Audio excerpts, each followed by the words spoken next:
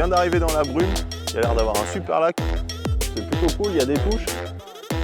Et on a affaire à une pêche rythmée de petits gardons, donc c'est plutôt sympa. Et ben, en grossissant lèche, première coulée, j'ai déjà pris une plaquette. Donc c'est plutôt encourageant.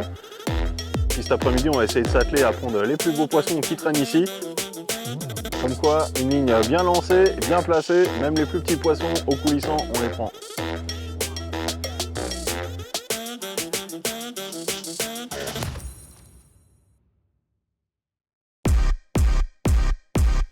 Je sais pas si vous l'avez vu, mais on vient juste de sortir une nouvelle gamme de Waggler. Et bah, c'est l'occasion parfaite pour les essayer dans ce vlog. Alors cette fois, j'ai rejoint Max dans la région bordelaise.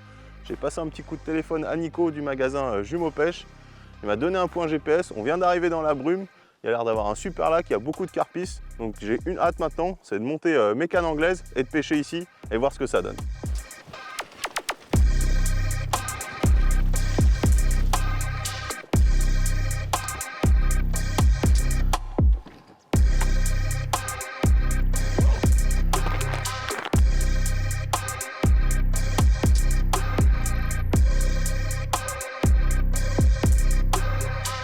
Comme vous pouvez le voir, on a une belle brume qui persiste ce matin, donc j'ai rapidement installé ma station et la première chose que j'ai fait, comme toujours, j'ai mouillé mon amorce. Donc je ne connais pas vraiment l'endroit, je fais confiance à Nico qui m'a conseillé d'utiliser une amorce un peu sombre et d'ajouter de la farine de poisson. Donc pour ça, j'ai utilisé une base 1 kg de céréales biscuits, j'ai ajouté 1,5 kg de Dark All Round pour l'assombrir et vu qu'on on peut confirmer ce qu'il m'a dit, il y a beaucoup de carpisses, donc je pense que les poissons ils voient des pelés, des bouillettes, donc le fish meal ça leur fait pas peur. J'ai ajouté une bonne dose de 100% expander à mon mélange. Comme ça, ça va donner une petite note fish meal à l'amorce et on va espérer sélectionner les plus gros poissons. Et donc comme je pêche à l'anglaise, je vais avoir quelque chose qui colle parce qu'il faut que je fasse des boules, que je puisse les lancer à la fronde. Donc j'ai rajouté environ 1 demi-litre de pain d'épices en forme de farine, donc pour recoller l'amorce, la resucrer. Et surtout, j'ai rajouté de la terre de rivière pour alourdir mon amorce et être le plus précis possible avec ma fronde parce que ça fait longtemps que j'ai pas pêché à l'anglaise, donc ça risque d'être un peu incertain à la fronde.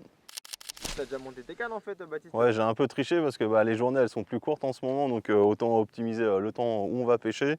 Donc j'ai déjà préparé ça à la maison, mais vous inquiétez pas, plus tard dans la vidéo, on va vous détailler les montages coulissants que j'utilise ici. Qui dit pêche au flotteur dit bien sonder sa ligne. Donc quand je pêche au coulissant, j'ai toujours une canne, alors là c'est une vieille canne qui traîne dans le garage depuis un moment, une 4,50 m. Et dessus, je viens mettre un Waggler coulissant très lourd avec un plomb d'une trentaine de grammes. Donc ça va me permettre d'avoir vraiment le réglage parfait pour reporter sur mes cannes anglaises et pêcher vraiment à ras du fond. Parce que là, c'est comme si on pêchait au cou.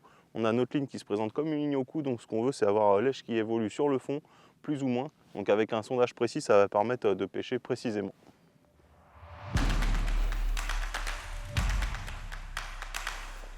Donc, comme vous pouvez voir, j'avais préparé 2 cannes chez moi. Donc une canne semi-coulissant, un peu en mode à l'italienne tchèque. Bon, j'aurais bien voulu vous en parler un peu plus, mais vu la profondeur que j'ai devant moi, j'ai privilégié un montage type anglais, donc avec un slider 3+10. Donc je vais régler ma ligne, il y a déjà plus de 5 mètres de fond. Donc on voit qu'il y a plein de carpisses qui s'installent autour de nous, donc c'est plutôt bon signe, ça veut peut-être dire que les poissons sont en activité, donc on va faire vite parce que les journées sont courtes. Ça y est, ma canne elle est montée, donc mon choix s'est porté sur un Guru Slider donc en 3+10. Je pense que ça va être bien pour pêcher dans 5 mètres de fond. J'ai placé un bas de ligne et maintenant j'ai plus qu'à régler ma profondeur. Donc pour ça, j'ai mis une sonde au bout de ma ligne de pêche, pas pour sonder, c'est simplement pour reporter mon fond avec ma canne sondeuse sur le côté. Vu que là on a plus que la longueur de la canne, il faut que je sois sûr d'avoir ma ligne bien droite pour régler parfaitement à ras du fond ma ligne. Donc je vais venir juste la placer à côté de mon autre ligne, dérouler et glisser mon nœud d'arrêt jusqu'à l'autre nœud d'arrêt et j'aurai un réglage parfait.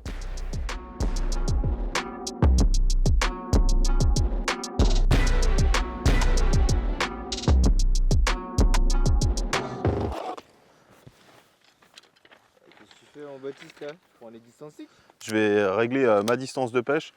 Donc sur ma canne sondeuse, j'ai déjà une petite marque parce qu'il y a 15 jours j'ai pêché à l'anglaise, donc je vais tricher un peu. Je sais que mes fonds elles sont pas mal réglées sur cette distance là. Donc maintenant je vais reporter la distance sur ma canne de pêche, comme ça je pêcherai précisément là où j'amorce. Tout est question de précision aujourd'hui, je sais pas si tu as remarqué, mais on a dit beaucoup de fois le mot précis.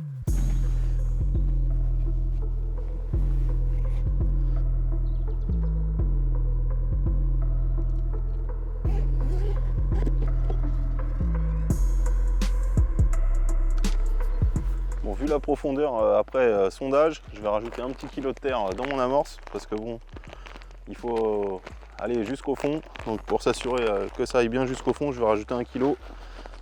Ça fera environ 3 kg de terre dans l'amorce, ça devrait être bien pour permettre d'avoir les boules qui arrivent jusqu'au fond et qui s'ouvrent une fois sur le fond. Et donc la dernière chose que je vais ajouter à mon amorce, j'ai broyé une boîte de maïs. On a vu, il y a pas mal de carpistes, ispod, etc. Donc je pense que les poissons ici ils ont l'habitude aux grosses zèches, ils aiment bien le maïs. Donc autant ajouter quelque chose qu'ils aiment dans l'amorce.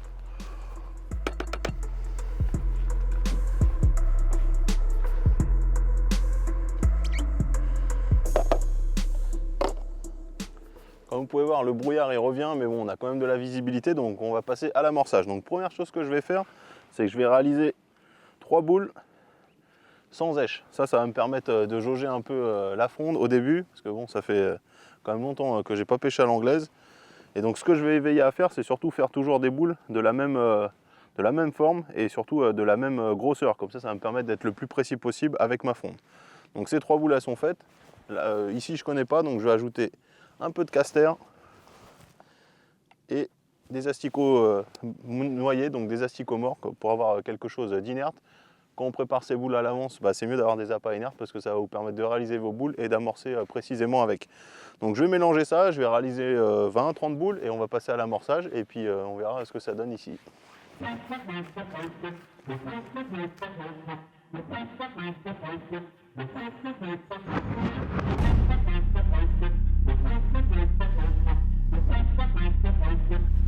Bon ça y est, l'amorce elle est prête, les boules sont prêtes, il n'y a plus qu'à faire le bombardage en règle. Donc pour ça j'utilise ma canne sondeuse. Donc ça va me permettre d'avoir une présentation, d'avoir un point fixe qui reste bien au fond de l'eau. Donc je veille à bien le jeter bien derrière mon cou et je vais le ramener jusqu'à mon repère qui est quelque part sur mon nylon. Il est ici, je vois bien ma bannière et après je laisse sortir le repère et je laisse surtout ma ligne bien se tendre, comme ça je vais avoir vraiment un repère précis, bien avec un point fixe, et donc grâce au plomb ça permet d'avoir quelque chose de stable. S'il y a beaucoup de vent, du courant, ça vous permet d'avoir un repère fixe. C'est toujours plus sympa d'avoir un bon repère pour amorcer, surtout quand ça fait longtemps qu'on ne l'a pas fait comme moi aujourd'hui.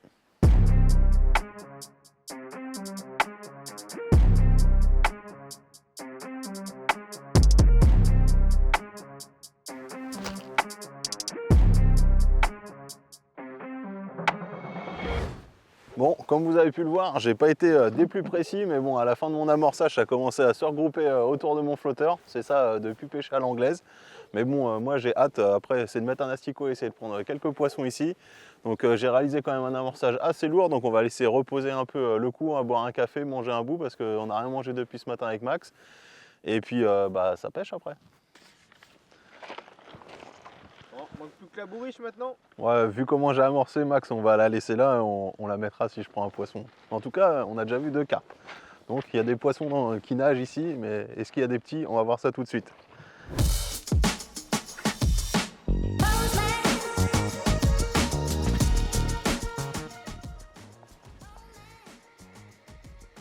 Pas capot, chef? Alors, poisson? Il me semble. Hein.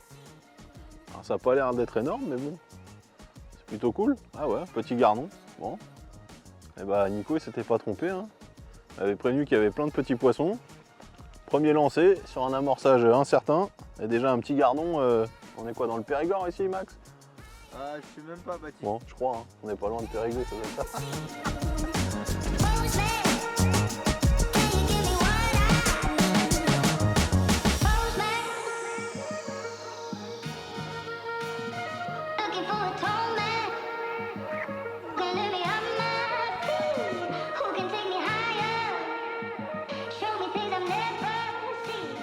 Bon, c'est plutôt cool, il y a des touches, mais je loupe pas mal de poissons. Alors je pense que ma ligne elle est réglée un peu trop à ras du fond.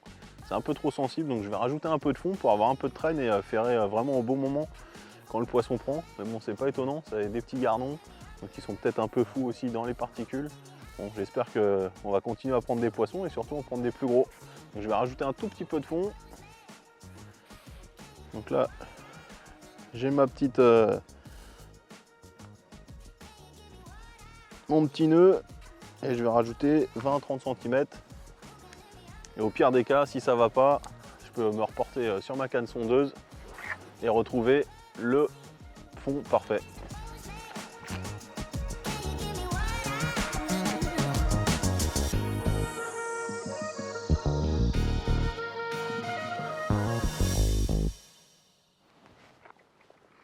Bon, on dirait bien que mon petit réglage, en remettant un peu de fond, c'était vraiment un petit réglage gagnant parce que ça fait 2-3 poissons que je prends. Je loupe vraiment beaucoup moins de touches. Donc c'est plutôt cool. Les poissons, ils restent toujours de petite taille, mais bon, c'est de bon augure. Il y a de l'activité sur le coup. Ça va peut-être attirer les plus gros.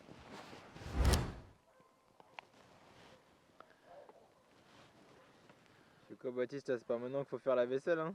Non, je booste un peu mon nylon. Non, en fait, c'est un petit mélange de pec citron et d'eau à 50-50 et ça me permet de dégraisser ma bannière parce que là, ça fait un petit moment qu'elle coule moins. Donc du coup, je loupe quelques touches parce que ça fait un vent sur l'eau. Donc là, ça va me permettre de dégraisser mon nylon et pouvoir garder ma bannière droite et ferrer les moindres touches parce que bon, les poissons, ils grossissent pas pour le moment. Ah, là, c'est décroché, mais c'est un tout petit. Donc faut vraiment avoir sa ligne tendue. Donc c'est préférable de bien la dégraisser pour bien la noyer.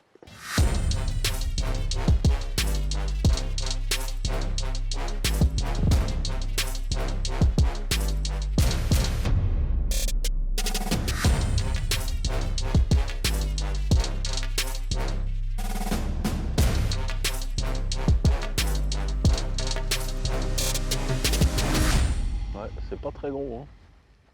Est-ce qu'il faut pas qu'on rappelle, mais bon, vu mes performances à la fronde de ce matin, j'ai un peu peur. Mais je pense qu'on va le faire, on va rappeler.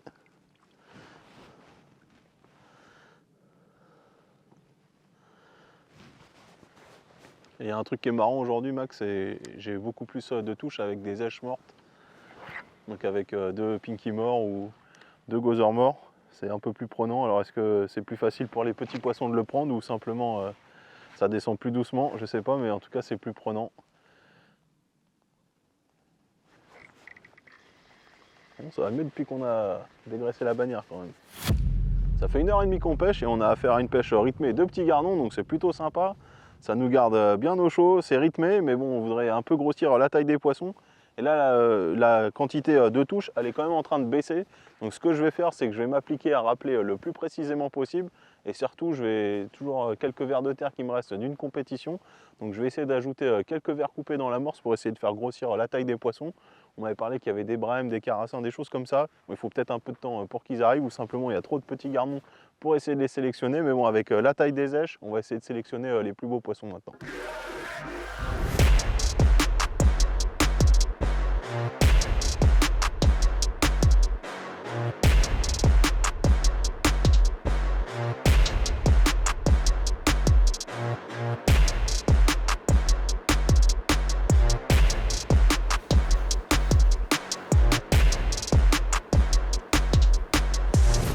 Bon, et en grossissant lèche, première coulée, j'ai déjà pris une plaquette, donc c'est plutôt encourageant. Bon, il commence à se faire tard, on va quand même manger un bout avec Max, et puis cet après-midi on va essayer de s'atteler à prendre les plus beaux poissons qui traînent ici. En tout cas, c'est plutôt prometteur. J'ai loupé une belle touche en relevé juste avant, dès que j'ai mis un bout d'endroit à l'hameçon. Donc on dirait qu'en grossissant les èches, on arrive à passer à travers des petits poissons et sélectionner, je l'espère, les plus beaux poissons. Bon, ça y est, on a fait notre petite pause, on va se remettre à pêcher.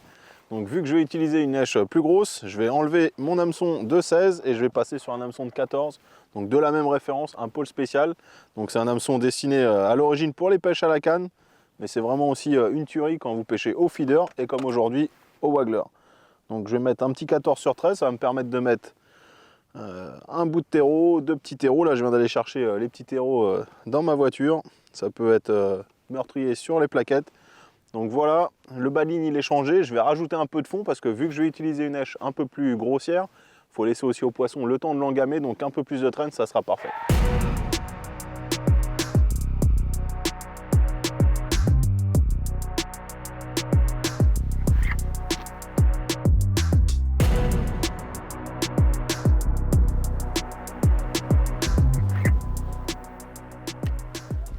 Bon, ça fait maintenant une demi-heure qu'on a repris la pêche après notre petite pause déjeuner. Juste avant de manger, c'était plutôt sympa. J'avais pris 2-3 plaquettes avec des belles touches en relevé en pêchant avec un endroit à l'hameçon. Je Je me suis dit, ça y est, elles sont arrivées, on a le temps de manger. Mais malheureusement, là, ça fait une demi-heure. À part quelques petits gardons, j'ai pas eu de touche de plaquette, malgré le fait d'utiliser une grosse sèche, etc. Donc ce que je vais faire, c'est que je vais recharger mon coup avec 3-4 boules bien tassées et bien riches en vers de terre coupé. Donc là, j'ai préparé un peu de dendros coupés. Et comme vous pouvez voir, ils sont pas très fins parce que je veux qu'il reste quelques gros bouts de vers de terre que les gardons ils pourront pas manger et pour essayer de maintenir les plaquettes sur mon coup.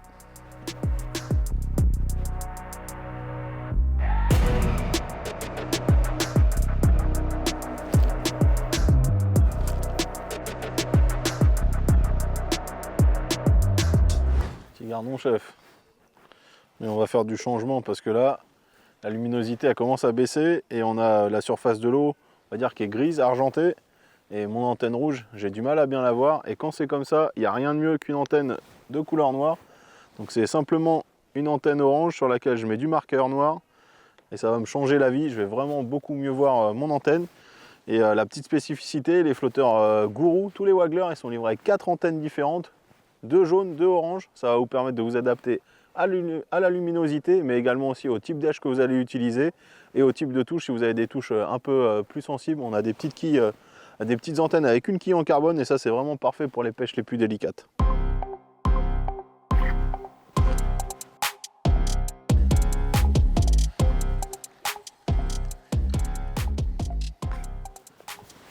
Bon, à la reprise, j'étais très enthousiaste, je pensais que j'allais prendre des beaux poissons, et bah c'est pas le cas, il reste que des gardons sur le coup, donc du coup mon hameçon de 14 il est un peu trop gros, donc je vais passer sur un hameçon de 18 pour prendre des poissons, parce que à cette époque là, c'est pas la taille qui compte, c'est surtout de prendre des poissons en fin de saison et de se faire plaisir et surtout pas avoir froid aux mains.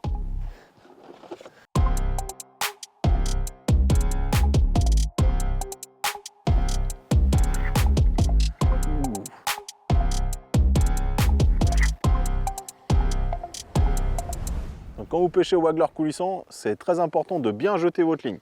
Donc contrairement à un waggler fixe, vous ne le fouettez pas, vous allez délicatement derrière et vous faites un lancer souple pour lancer votre waggler. Ensuite, une fois qu'il a atterri dans l'eau, vous gardez votre bannière droite et vous moulinez 3 fois et vous noyez votre bannière. Comme ça, vous avez une ligne qui est bien tendue dans le vent. Et particulièrement aujourd'hui, quand on pêche des petits poissons, c'est important de pêcher bien tendu pour pouvoir ferrer efficacement. Alors aujourd'hui, le meilleur ferrage, c'est un ferrage droit, parce qu'on n'a pas beaucoup de vent. Mais il y a des jours où vous allez avoir du vent, des contre-courants. Et là, il faut, si vous loupez des touches, essayer de ferrer à gauche, de ferrer à droite. Ça peut vous changer la journée et surtout mettre plus de poissons dans votre bourriche. Et une dernière chose que je ne vous ai pas dit, c'est que je clippe ma ligne entre 3 et 5 tours de moulinet derrière mon cou. Comme ça me permet de bien amortir ma ligne. Elle arrive bien sur l'eau, elle se présente droite. J'ai plus qu'à faire 3 coups de moulinet. Et c'est directement sur mon repère, sur mon amorçage. Et là, j'ai vraiment la technique parfaite pour prendre un maximum de poissons. Comme quoi, une ligne bien lancée, bien placée, même les plus petits poissons au coulissant, on les prend. Bon, comme vous pouvez voir, la luminosité, elle baisse. Et le rythme des touches aussi, on a vraiment plus que des petits gardons. En fin de saison, c'est souvent comme ça. Mais bon, j'espère que je vous aurai donné quand même assez de conseils pour débuter la pêche au coulissant. Personnellement, c'est une pêche que j'adore, que j'avais oubliée. Je vais me refaire quelques sessions cet hiver parce que c'est plutôt sympa comme pêche. Ça change de voir le son vibrer. Là, on voit un flotteur s'enfoncer et il n'y a rien de plus cool. Donc, on n'en a pas parlé et c'est la fin de la vidéo, c'est parfait. Le matériel pour pêcher au coulissant, c'est très simple. Donc moi, personnellement, je favorise une canne en 14 pieds, 4,20 m. C'est parfait, vous avez assez de longueur pour bien ferrer les touches les plus lointaines. Un petit moulinet taille 3000, là c'est une petite nouveauté qui va arriver bientôt, le N-Gauche Pro, mais un moulinet de taille 3000 c'est parfait. Un corps de ligne en 20 centièmes, c'est assez rigide pour pêcher au coulissant, ça vous permet de lancer assez loin. Et ensuite, donc la ligne c'est très simple. Donc une petite ligature, on fera un petit Reels pour vous expliquer comment réaliser la ligature. Et ensuite on a une perle, notre waggler, donc là un Gourou Slider, vous voyez ça fait 3-4 fois que je pêche avec, il est vraiment intact le bulbe, c'est des wagglers faits pour durer. Et vraiment, à chaque fois que je jette, je suis époustouflé, la façon où il jette, c'est vraiment très droit, c'est vraiment parfait. Donc ensuite, j'ai un petit stop float ici, et dessus, en butée, j'ai 2 billes percées. Donc là, on a un flotteur de 10 grammes, donc j'ai une bille percée de 5 et une de 3,5. Et après, j'ai 3 plombs de façon dégressive. Comme ça me permet d'avoir une plombée vraiment parfaite qui va bien jeter. Et à la fin, on a ici Donc là on avait de la profondeur, donc il faut de la stabilité au fond. 3 plombs numéro 8, un micro émerion et un baline de 30 cm. Et quand c'est des poissons qui dépassent pas le kilo, l'hameçon qui est à ma faveur, c'est le pôle spécial. Donc voilà pour ce vlog sur la pêche au coulissant. On était vraiment dans un petit coin de paradis. Je remercie Nico qui nous a donné encore un super spot. Et je pense que j'y reviendrai à la belle saison parce que je pense qu'il y a des gros poissons à prendre ici.